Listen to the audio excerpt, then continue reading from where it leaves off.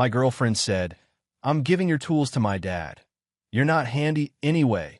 $15,000 worth of professional carpentry tools for my 20-year career. I said over my dead body. She had them picked up while I was at a job site. When I reported it as theft, and her dad answered the door to police with MY tools in his garage. I, 42 male, am a carpenter. Not a weekend project. Watch a YouTube video, build a wobbly shelf carpenter. A professional, licensed, insured, 20 years in the trade. I started when I was 22 as an apprentice, worked my way through journeyman, and now I run my own small operation. Just me and one part-time helper for bigger jobs. Custom cabinets, built-ins, finish work, restoration projects. I make between $65,000 and $80,000 a year, depending on how many jobs I book. It's physical, it's demanding, and I love every minute of it. My tools are my livelihood. I need people to understand that before anything else in this story makes sense. A carpenter's tools aren't like a regular person's toolbox from Home Depot. My collection has been built over 2 decades, piece by piece. Some of it bought new, some inherited from my mentor when he retired, some picked up at estate sales from other tradesmen.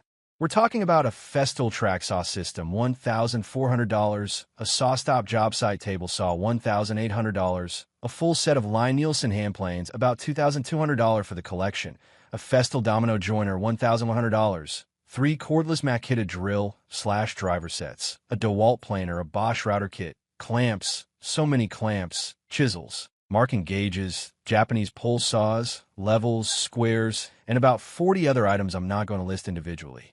Total replacement value, roughly $15,000. And that doesn't account for the fact that several pieces are discontinued and can't be replaced at any price. These tools live in my garage, organized, labeled. Each one has a place. I maintain them religiously, sharpening, oiling, calibrating. It's not OCD. It's professional practice. A dull chisel is a dangerous chisel. A miscalibrated saw ruins material. I treat my tools the way a surgeon treats their instruments because functionally, that's what they are. Now, my girlfriend. We'd been together about 2 years. She moved into my house about 8 months ago. I own the house, bought it 11 years ago, fixed it up myself, obviously. 3-bedroom, detached garage that I converted into my workshop. The workshop is the reason I bought the place. She worked in insurance, claims adjuster. Made decent money. We split household expenses roughly proportional to income. I covered about 60%, she covered 40%. Fair arrangement. No complaints. Her dad is retired. Used to work in auto body repair. He fancies himself a handyman, the type who watches home renovation shows and thinks that qualifies him to knock out load-bearing walls. He'd been doing projects around his own house since retiring and had been dropping hints for months that he needed better tools. His stuff was mostly Ryobi and Harbor Freight. Fine for homeowner stuff, but he'd been eyeing my professional gear every time he came over. Every visit, he'd wander into my garage and start handling things. Picking up my planes, testing the weight of my chisels, opening my Festool cases. I'd find fingerprints on blades I just cleaned. He'd say things like, I could really use something like this for my deck project. Or, must be nice having all this equipment just sitting here. Just sitting here. Like my tools were decorative. I was polite about it. I'd steer him away from the expensive stuff. I even lent him my cordless Makita Impact driver once for a weekend project. He returned it with a strip chuck and sawdust packed into the vents. Didn't mention the damage. I spent an hour cleaning and recalibrating it. After that, I stopped lending tools. I told my girlfriend, "Your dad is welcome here anytime, but the workshop is off limits unless I'm in there." She called me territorial and selfish. Then about 3 months ago, the comments started. We were having dinner, and she brought up her dad's upcoming kitchen renovation. He wanted to redo the cabinets himself. She said, casually, "I told him he could borrow your cabinet saw and the Festool stuff for a few weeks." I said no, absolutely not. Those are professional tools, and they don't leave this garage. She stared at me like I'd refused to donate a kidney to a dying child. It's just tools. He'll give them back. He returned my Impact driver damaged and didn't even tell me. The answer is no. That was one time. Once is enough. When we're talking about equipment, I need to earn a living. She dropped it, or I thought she did. 2 weeks later, she tried again. This time the angle was different. She said, "You know, you have way more tools than one person needs. My dad is retired and bored, and this would give him something to do. Why don't you just give him some of the ones you don't use every day?" I use all of them. You cannot possibly use every single tool in that garage. I rotate seasonally depending on a job. I used every piece in that garage at least once in the past year. They're not duplicates. They're not extras. They're my professional kit. She huffed and said, "You're so precious about your little workshop." Little workshop. 20 years of my career distilled into little workshop. I'll let it go because I'm dumb sometimes. Then about 6 weeks ago, she said the thing. We were in the kitchen. She'd been on the phone with her dad. She hung up and said, "I'm giving your tools to my dad. Some of them, at least. You're not even that handy. You just make cabinets. He's doing real renovation work." I put down my coffee. "What did you just say?" "My dad needs them. You're being ridiculous hoarding thousands of dollars worth of equipment when family needs help. Those tools are my income. They're how I pay for this house that you live in." Oh, here we go. My house, my tools, my garage. Everything is yours. What's even mine in this relationship?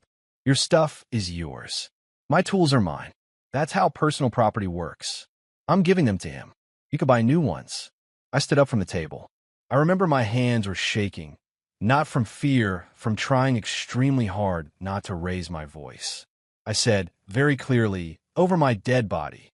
She rolled her eyes and left the room. I thought that was the end of it. I thought the firmness of my response had closed the conversation. I went back to work the next day. Had a 3-week custom built-in job on the east side.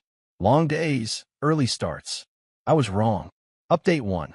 The theft 4 days later. I came home on a Thursday at about 5:30 p.m. Pulled into the driveway. Hit the garage door opener. The door went up. The garage was empty. Not completely empty. My workbench was there. The pegboards on the walls were there, but bare, just the hooks with nothing on them.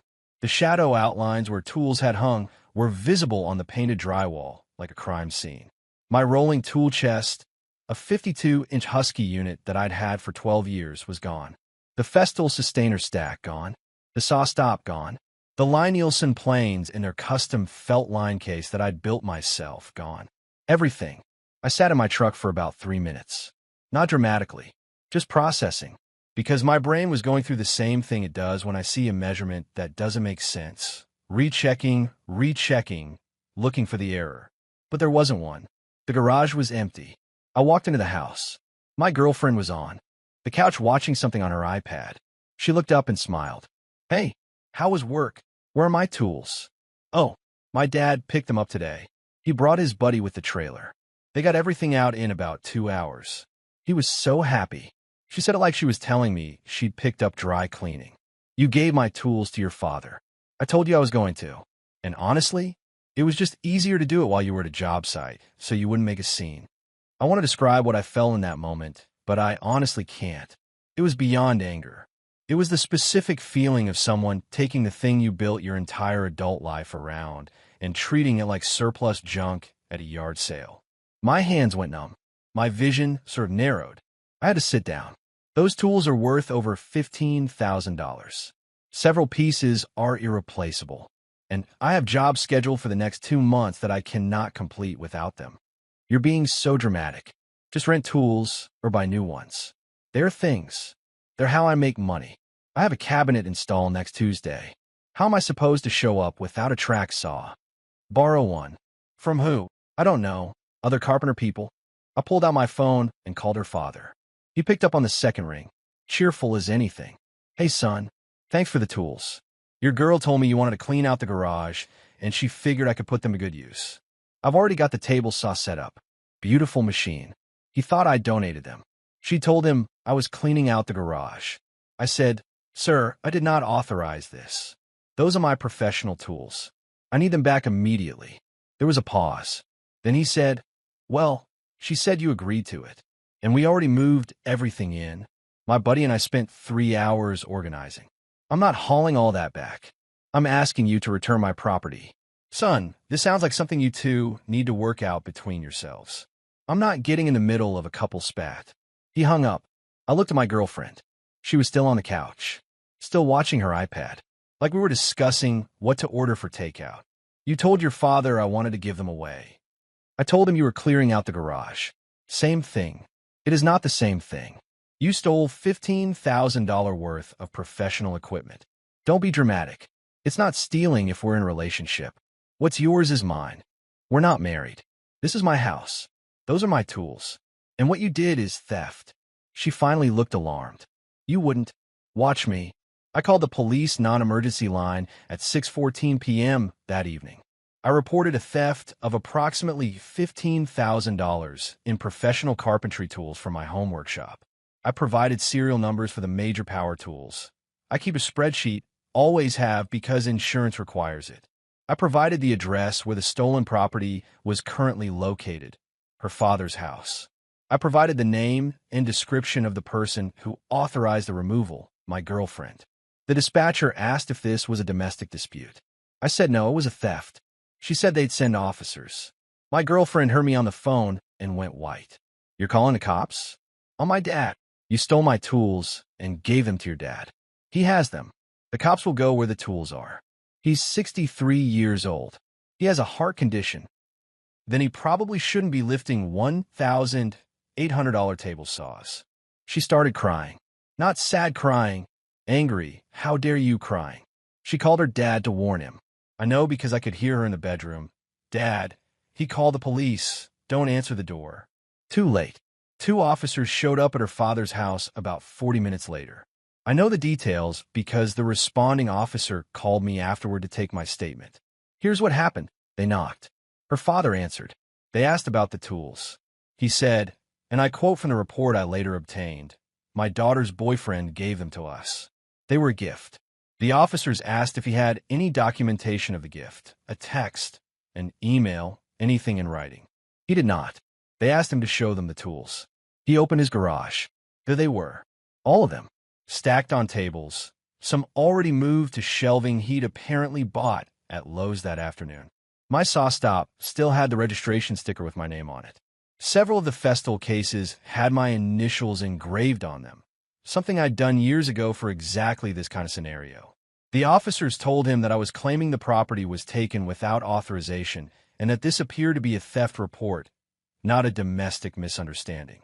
They told him he had 2 options: return the property voluntarily, or they document everything and forward the case to the Detective Division for potential felony theft charges. In our state, theft of property valued over $5,000 is a felony. Felony. That word tends to clarify things. Her father, to his credit, didn't argue with the officers. He just looked stunned. He said, "I thought they were a gift. My daughter told me he was giving them away." The officers noted that in the report. They also noted that he was cooperative. That matters. My girlfriend, however, was not cooperative. She'd driven to her father's house during all this and arrived while the officers were still there. She started yelling at the cops, at her father, at the general concept of accountability. She told the officers I was vindictive and controlling, and that this was retaliation for a relationship argument. One of the officers told her, calmly, that taking someone's property without their consent and transporting it to another location was, by definition, theft, regardless of the relationship between the parties. She called him condescending. I later read in the report that the officer described her demeanor as hostile and uncooperative. The tools were returned the next day. Her father hired the same buddy with the trailer and brought everything back. He carried each piece in himself. Carefully. I'll give him that. When he was done, he stood in my driveway and said, "I'm sorry. I genuinely thought you'd agreed to this." I believed him. I told him that. I said, "I know she lied to you. I don't hold this against you." He nodded. Then he said, "She's always been like this. Takes what she wants and figures people will just adjust." That sentence sat heavy. Update 2. The aftermath and the insurance play, 2 weeks later. So the tools came back. Most of them were fine. Her father had only had them for about 18 hours before the police showed up. But a few pieces had issues. One of my Lie-Nielsen block planes had a nick in the blade. My Festool domino had sawdust in the cartridge housing. He'd apparently used it already. And my saw stop had been set up on an uneven surface in his garage, which meant the alignment was off. I spent an entire Saturday recalibrating and cleaning everything. Cost me a full day of billable work, which at my rate is about $450. But the tools were back. I could work. That was the priority. Now, my girlfriend didn't leave after the police incident. I know what you're thinking. Why didn't I kick her out immediately? Here's the reality.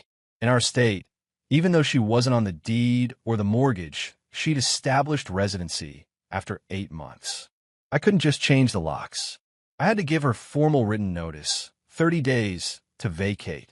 I started that process the night the police returned the tools. She refused to accept the notice. Literally. I handed her the paper, and she said, "I'm not taking that. You don't have to take it. I'm also sending it via certified mail. This is your 30-day notice to vacate my property. You're evicting me? Over tools. I'm ending this relationship and asking you to leave my home because you stole from me and showed zero remorse." I didn't steal anything. I relocated things within the family. There is no within the family. We're not married. We're not even engaged. You took my property without permission and gave it away. The police agreed with me. The police are idiots. Cool. You can tell the detective that when they follow up on the case. That shut her up. Briefly. Over the next 2 weeks, the entitlement didn't just continue, it metastasized. She told everyone, her friends, her family, our mutual acquaintances, that I'd sicked the police on a 63-year-old man with a heart condition over some power tools. She framed it as elder abuse. She actually used the term elder abuse. Her mother called me and said, "How dare you send armed officers to my husband's home? He could have had a cardiac event." I said, "Then maybe your daughter shouldn't have committed a felony using his address as the drop point." She hung up. Her brother got involved next. He called me and tried the tough guy routine. "You need to drop the police report and apologize to my father. Your sister needs to apologize for stealing my livelihood. They're tools, man. You're ruining a family over tools. They're $15,000 worth of professional equipment that I need to earn a living. Would you be calm if someone emptied your office and gave your computer, your files, and your desk to their dad?" "That's different." "How?" He couldn't answer that. He just said, "This isn't over," and hung up. It wasn't over, but not in the way he meant. Here's where the insurance angle comes in. After the theft, I called my homeowner's insurance to document the incident. Even though the tools were returned, I wanted it on record in case anything was missing or damaged that I hadn't yet discovered. My insurance agent asked me to file a formal claim for the damage to the 3 affected tools. The total damage was modest. The Lie-Nielsen blade replacement, $85. The Festool domino cleaning and recalibration by an authorized service center, $220. And a half day of lost work for $150. About $755 total. Not a massive claim, but the principle mattered. Here's what I didn't know. When you file a homeowner's insurance claim involving theft, the insurance company has the right to pursue subrogation, meaning they can go after the responsible party to recover the costs. My insurance company sent a letter to my girlfriend, as the person identified in the police report as the one who authorized the removal, informing her that they were seeking reimbursement of $755 plus administrative fees. She received that letter on a Tuesday. I know because she came home from work holding it like it was a rattlesnake. "Your insurance company is coming after me for $700. $755 plus fees, actually, for the damage your dad did to my tools during the 18 hours he had them. This is insane. I'm not paying this. You can take that up with their collections department. Not my call anymore." She then tried something that I genuinely did not see coming. She went to a lawyer, a consultation, not a retainer, and tried to argue that because we'd been cohabiting for 8 months, she had a claim to shared property, including the tools. The lawyer, and I know this because she told me about it during one of our arguments, seemingly not realizing how badly it reflected on her, told her that in our state, cohabitation does not create community property rights. The tools were purchased before the relationship, registered in my name, insured under my policy, and documented in my business records. She had no claim. She said the lawyer was unhelpful and probably on your side because you're both men. I didn't respond to that. Meanwhile, the police case was progressing. The detective assigned to the case called me for a follow-up interview. I provided everything: the serial number spreadsheet, the insurance documentation, the photos I'd taken at my workshop before and after, the text messages where my girlfriend discussed giving the tools away, and, critically, the text where she admitted she'd done it while I was at a job site specifically to avoid confrontation. That last detail was important because it demonstrated premeditation. The detective also interviewed her father, who cooperated fully and confirmed that his daughter had told him I was cleaning out the garage and wanted him to have the tools. His statement directly contradicted my girlfriend's claim that I'd somehow agreed to this. The detective called me back and said the case was being forwarded to the DA's office for review. He said he couldn't guarantee charges would be filed. DAs have discretion and sometimes decline cases that involve relationship disputes, but the evidence was straightforward and the value clearly exceeded the felony threshold. 2 weeks into the 30-day notice period, my girlfriend came home with her mother. They sat at my kitchen table in my house, and her mother delivered what I can only describe as a monologue. She said I was tearing apart a family over a misunderstanding. She said her husband was humiliated and hasn't slept since the police came. She said her daughter made a mistake, but her heart was in the right place. She said I should drop the charges. I didn't press charges. The state does, but she didn't understand that. And then she said the part that really got me. You know, my daughter could have done a lot better than a carpenter. She chose you. She chose to live in your little house and support your little business. And this is how you thank her. My little house that I own, my little business that generates $80,000 in a good year and has a client wait list. I said, your daughter stole from me. She admitted it. It's documented. I've asked her to leave, and she has 15 days remaining on her notice period. I think we're done here. Her mother stood up and said, you'll regret this. Men like you always end up alone. I said, I'd rather be alone with my tools than in a relationship without them. She didn't have a comeback for that. Update 3. The resolution, 5 weeks later. This is the final update. Go to lay it all out. My girlfriend moved out on day 28 of the 30-day notice. 2 days early. She took her clothes, her kitchen stuff, her bathroom products, and the TV in the bedroom that was actually hers. Fair. She also took the shower curtain, every roll of toilet paper, and the bath mat. Petty. I drove to Target and spent $34 replacing the essentials. Moved on. On her way out, she stood in the driveway and said, I hope you and your precious tools are very happy together. I said, we will be. The Lie-Nielsen planes send their regards. She didn't get the joke. She wouldn't. Now the legal stuff. The DA's office reviewed the case and made a decision I was prepared for, but still stung a little. They declined to file felony charges. The reasoning, as the detective explained it to me, was that the property had been returned within 24 hours. The father's cooperation demonstrated he believed the tools were given willingly, and the relationship context made a jury conviction uncertain. The detective was apologetic about it. He said, personally, I think she should be charged, but the DA has to think about what they can win. I get it. I don't like it, but I get it. The system isn't built for cases where your girlfriend steals your stuff and cries about it when she gets caught. If I'd been a stranger, she'd have been charged in a heartbeat. But because we shared a bed, suddenly it's complicated. That's reality.